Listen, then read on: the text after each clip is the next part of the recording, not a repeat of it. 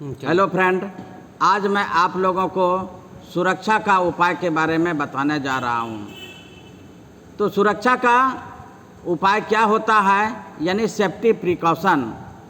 अक्सर देखते हैं कि कारखाने में काम करने वाले प्रत्येक मनुष्यों को यंत्रों तथा मशीनों पर काम करना पड़ता है, जिससे हर समय दुर्घटना होने की संभावना बनी रहती है। जहाँ तक है कि दुर्घटना हो जाने के बाद जो है शरीर का कोई ना कोई अंग अवश्य ही नुकसान हो जाता है, और यहाँ तक कि कभी कभी हम अपने जीवन जाने का भी भय बना रहता है। इस दुर्घटना से बचने के लिए सुरक्षा के उपाय जो है शुरू में बताए जाते हैं आईटीआई के प्रशिक्षणार्थियों को, जो कि आईटीआई में नए लोग नामांकित होते हैं, यानी नए एडमिशन करा करके आते हैं। तो प्रायः ये सुरक्षा के उपाय जो है प्रायः सभी ट्रेडों में बताया जाता है। पहले सुरक्षा का उपाय ही बताया जाता है, उसके बाद जो है और भी कोई चीज़ अपने अपने ट्रेड के बारे में बताते हैं लोग। तो उनका पालन करने से दुर्घटनाएं कम होती है, यानी सुरक्षा का यदि हम पालन करेंगे तो दुर्घटनाएं कम होती है। इसलिए सुरक्षा के उपायों पर विशेष ध्यान देना चाहिए। अपने जीवन, परिवार, समाज, देश से अगर प्यार है आपको तो सुरक्षा के नियमों का पालन अवश्य करना चाहिए। एक छोटी सी भूल के कारण जो है अपने अंग तथा जान से हाथ धोकर अपने परिवार तथा समाज का बोझ बन सकते हैं। जिस प्रकार तेज गति से बस, टैक्सी चलाने वाला ड्राइवर अपना यात्री एवं राष्ट्र का दुश्मन होता है, ठीक उसी प्रकार असावधानी पूर्वक कार्य करने वाले मैकेनिक अपना समाज एवं राष्ट्रद्रोही होता है। इसलिए सावधानी पूर्वक कार्य करना चाहिए। प्रत्येक सामान्य व्यक्ति की आकांक्षा होती है कि उसका दाम्पत्य जीवन सुखी रहे, बच्चों को अच्छी शिक्षा दीक्षा हो, बेटी की शादी धूमधाम से संपन्न हो और अपना एक सुंदर सा छोटा सा मकान हो। परंतु मनुष्य की इन आकांक्षाओं को दुर्घटना एक सेकंड में समाप्त कर देता है। इसलिए हर क्षण दुर्घटना से सावधान रहने की आवश्यकता है। ठीक ही कहा गया है कि सावधानी हटी दुर्घटना घटी। अब आइए हम आपको बताते हैं कि सुरक्षा कितने प्रकार के होते हैं। तो सुरक्षा 3 प्रकार के होते हैं। तो कौन कौन सुरक्षा होते हैं? व्यक्तिगत सुरक्षा होते हैं, जिसको पर्सनल सेफ्टी प्रिकॉशन बोलते हैं। दूसरा होता है वर्कशॉप सेफ्टी, यानी कारखाने की सुरक्षा। और तीसरा होता है जनरल सेफ्टी, यानी सामान्य सुरक्षा। तो आइए एक एक करके चर्चा करते हैं कि पर्सनल सेफ्टी यानी व्यक्तिगत सुरक्षा क्या होता है। कारखाने में काम करने वाले मनुष्य को जो है लूज वस्त्र नहीं पहनना चाहिए, और लूज कपड़े होने से वह किसी मशीन में फंस सकता है, जिससे जान से भी हाथ धोना पड़ सकता है। इसलिए ज़्यादा लूज भी ना पहनना चाहिए और ज़्यादा टाइट भी नहीं पहनना चाहिए कि काम करने में असुविधा हो। इसलिए मीडियम क्वालिटी का कपड़ा पहनना चाहिए, ना लूज ना टाइट, इसी के बीच में पहनना चाहिए। व्यक्तिगत सुरक्षा के अंतर्गत दूसरा आता है कि हम लूज जूते चप्पल पहनकर कारखाना में नहीं जाना चाहिए।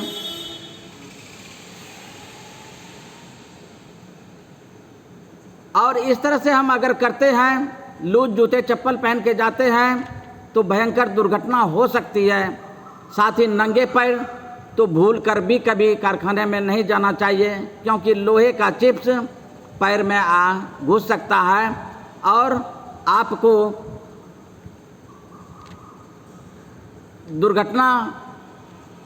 आपकी दुर्घटना हो सकती है। इसलिए पैर घायल ना हो, इसलिए पैर में जो है सेफ्टी शू पहन करके जाना चाहिए कारखाने में, जिससे कि दुर्घटना से बचाव हो सके। नेक्स्ट आइए कि कारखाने में काम करने वाले व्यक्तियों को लंबे बाल नहीं रखना चाहिए। लंबे बाल रखने से होता है क्या कि कभी कभी अभी लंबे बाल होने से आपकी आँखों पर अगर आ जाएंगे तो मशीन पर आपको दिखेगा नहीं और हो सकता है उसके कारण आपकी दुर्घटना हो सकती है, यानी संभावना हो सकती है। नेक्स्ट आइए, कारखाने में काम करते समय टाई नहीं बांधना चाहिए। अगर पहनने का ही शौक़ है तो बो टाइप का टाई पहने, यानी बो टाइप का छोटा टाई होता है जो सिर्फ गले में लगता है। जिस तरह से वकील को आप देखे होंगे बो टाइप का टाई पहनते हुए, उसी तरह का पहनना चाहिए। और अगर लंबा टाई पहन करके आए हैं तो कम से कम उसको काम करते समय जो है अपने स्वेटर के अंदर या अपने कमीज के अंदर कर लेना चाहिए, ताकि मशीन पर हम यदि काम करते हैं लंबे हमारे टाई रहते हैं तो हो सकता है अगर झुकने के समय मशीन में फंसने का डर रहता है, इसलिए भूल करके भी लंबे टाई यूज नहीं करनी चाहिए। नेक्स्ट आते हैं कि काम करते समय अंगूठी घड़ी नहीं पहननी चाहिए। अंगूठी घड़ी स्टील का है तथा मैग्नेटिक चक पर यदि मैग्नेटिक कार्य कर रहे हैं तो कार्य करने में बहुत असुविधा होती है, साथ ही दुर्घटना भी हो सकती है तथा खराब घड़ी भी हो सकती है।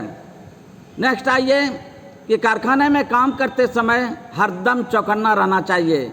यदि आपके सामने कोई दूसरा व्यक्ति गलती कर रहा हो तो उसे जल्द सावधान करें तथा दुर्घटना से बचाएं लोगों को। नेक्स्ट आइए, कारखाने में काम करते समय तन मन जो है दोनों को कारखाने में रखें। ऐसा नहीं कि काम यहाँ कर रहे हैं और मेरा मन जो है कहीं और दूसरे जगह घूम रहा है, तो ऐसा होने से भयंकर दुर्घटना होने की संभावना बनी रहती है। इसलिए काम करते समय मन से काम करना चाहिए। नेक्स्ट है कि कार्य करते समय चश्मे का अवश्य प्रयोग करना चाहिए। ऐसा नहीं करने से आँख में चिप्स पड़ जाने का डर रहता है। और कारखाने में हंसी मजाक भूल करके भी नहीं करनी चाहिए, इसलिए कि काम करते समय आदमी का ध्यान सिर्फ काम पर ही होना चाहिए। ऐसा नहीं कि हंसी मजाक हम कर रहे हैं तो उससे भयंकर दुर्घटना भी हो सकती है। ये तो व्यक्तिगत सुरक्षा हो गया, यानी पर्सनल सेफ्टी के बारे में। आइए दूसरा वर्कशॉप सेफ्टी के बारे में कुछ जानते हैं कि वर्कशॉप सेफ्टी क्या होता है, यानी कारखाने वर्कशॉप संबंधी बचाव के उपाय क्या हैं। तो वर्कशॉप संबंधी बचाव के उपाय जो हैं, पहला है कि अगर वर्कशॉप में कहीं ग्रीस, तेल या अन्य फिसलने वाला पदार्थ गिरा हो तो उसे शीघ्र साफ कर देना चाहिए तथा साफ करने के बाद लकड़ी का बुरादा जो है उस पर छिड़क देना चाहिए ताकि आदमी फिसल न सके। ऐसा होने से तेल एवं ग्रीस पर फिसला हुआ आदमी जो है दुर्घटनाग्रस्त हो जाता है।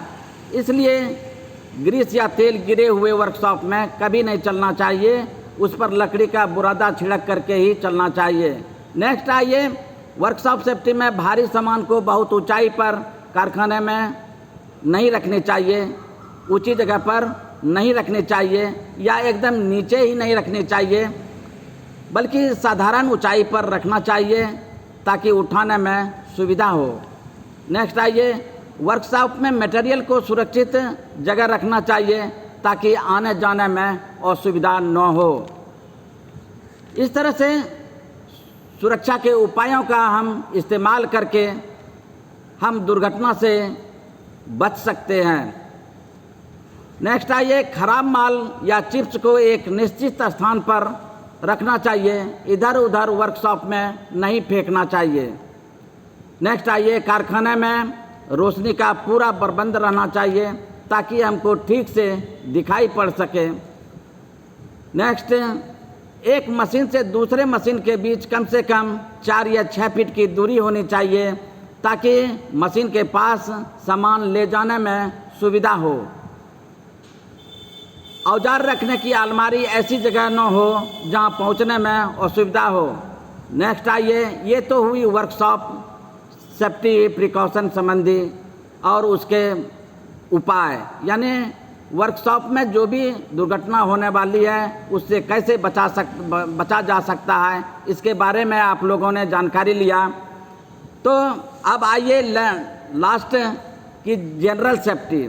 हमने बताया था कि सुरक्षा 3 प्रकार के होते हैं, व्यक्तिगत सुरक्षा, पर्सनल सेफ्टी, वर्कशॉप सेफ्टी और तीसरा होता है जनरल सेफ्टी। तो आइए जनरल सेफ्टी के बारे में बात करते हैं। यदि कोई आदमी चिपिंग कर रहा है हैमर और चिजल से, तो उसके सामने खड़ा नहीं रहना चाहिए। अगर ऐसा होता है तो हो सकता है उसका जो चिप्स होता है, उड़ने वाले चिप्स आपकी आंखों में पड़ सकता है और आपकी आंखों को नुकसान पहुंचा सकता है।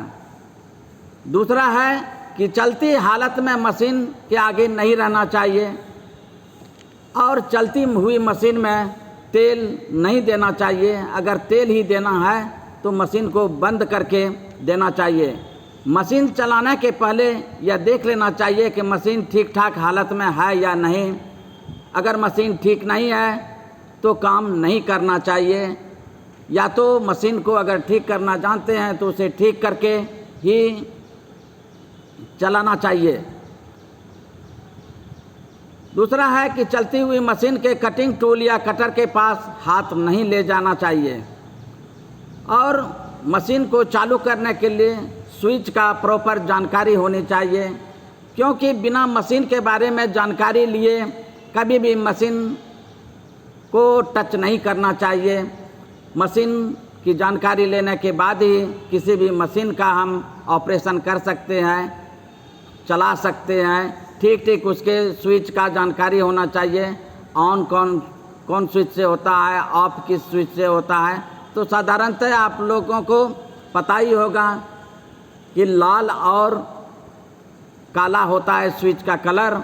तो लाल रंग हमेशा बंद के लिए होता है और लाल या काला या हरा स्विच जो होता है वो चलाने के लिए होता है। मशीन पर जॉब अच्छी तरह कसा होना चाहिए। अगर ढीला हो तो उसे कस कर के कार्य करना चाहिए। कारखाने में जहाँ खतरे का निशान लगे हों वहाँ सावधानी से जाना चाहिए। प्रत्येक मशीन के बचाव के उपाय अलग अलग होते हैं और उसकी जानकारी होने के बाद ही मशीन को चालू करना चाहिए। किसी चलती मशीन पर हाथ रखकर खड़ा होना या चढ़ना बिल्कुल ही मना है। ऐसा करने से हो सकता है आप दुर्घटनाग्रस्त हो सकते हैं। मशीन को चलती हालत में छोड़ करके कहीं न जाएं। यदि जाना है तो मशीन को बंद करके जाना चाहिए। चलती हालत में मशीन के पार्ट को खोलना या कसना उचित नहीं है। अगर खोलना या कसना है तो मशीन को प्रॉपर वे में बंद करना चाहिए। दूसरा है कि चलती मशीन में जॉब का माप न उठावें। अगर जॉब का माप उठाना है तो मशीन को बंद करके उठाना चाहिए। अगर किसी भारी पार्ट को उठाना हो तो अकेले न उठाएं, बल्कि दूसरे से मदद लें या क्रेन की सहायता से उठावें तो अच्छी बात होगी। ऐसा करने से आपका शरीर नुकसान हो सकता है। ग्राइंडिंग मशीन पर काम करते समय चश्मे का अवश्य प्रयोग करना चाहिए, नहीं तो हो सकता है उसका चिंगारी जो है आपके आँखों में पड़ सकता है। दूसरा है कि कटिंग तथा मापने वाले टूल को एक साथ न रखना चाहिए। चलते हुए मशीन का स्पीड चेंज गियर नहीं बदलना चाहिए। ऐसा करने से गियर टूट सकता है। दूसरा है चलती हालत में मशीन का बेल्ट चढ़ाना या उतारना बिल्कुल ही मना है। दूसरा है मशीन पर रोशनी का पूरा प्रबंध रहना चाहिए और तभी कार्य आप करें तो अच्छा रहेगा। दूसरी बात है किसी भी मशीन का नट बोल्ट खोलने के लिए या कसने के लिए उचित रिंच का व्यवहार करें। तीसरा बात है कि फाइल हैंडल में लगा करके ही काम करना चाहिए। नेक्स्ट है कि कारखाना में लोहे का चिप्स को निश्चित स्थान पर रखें, इधर उधर ना फेंकें। तो ये सब आपके जो थे पर्सनल सेफ्टी, वर्कशॉप सेफ्टी और जनरल सेफ्टी और उससे बचने के उपाय थे। तो इन सब सावधानी पूर्वक का पालन करके, इन सब चीज़ों, इन उपायों का पालन करके आप दुर्घटना से बचा जा सकता है, यानी बच सकते हैं और लंबे समय तक काम कर सकते हैं। तो आज का वीडियो आपको कैसा लगा, इसके बारे में अगर अच्छा लगे तो लाइक और सब्सक्राइब ज़रूर करें, ताकि मेरा उद्देश्य यही है कि मैं अधिक से अधिक लोगों को अपनी जानकारी पहुंचा सकूं, ITI के बारे में बता सकूं। ये सिर्फ सरकारी ITI में सुविधा है, ऐसी सुविधा है कि यहाँ पढ़ाई के साथ साथ गढ़ाई भी की जाती है। गढ़ाई मतलब प्रैक्टिकल, पूरा दिन हम लोग 5 घंटा करवाते हैं प्रैक्टिकल, और लड़का 2 साल में जो है सीख करके बिल्कुल दक्ष हो जाते हैं। और इस तरह से इंस्ट्रक्टर का वो अगर फॉलो करते हैं और नियमित रूप से ITI आते हैं तो निश्चित वो एक कुशल कारीगर के रूप में वो उभरते हैं। और यही कहना है कि आप लोग आइए और नियमित रूप से ITI करके प्रशिक्षण प्राप्त करके और सरकारी जॉब में जाइए। धन्यवाद। जय हिंद, जय भारत।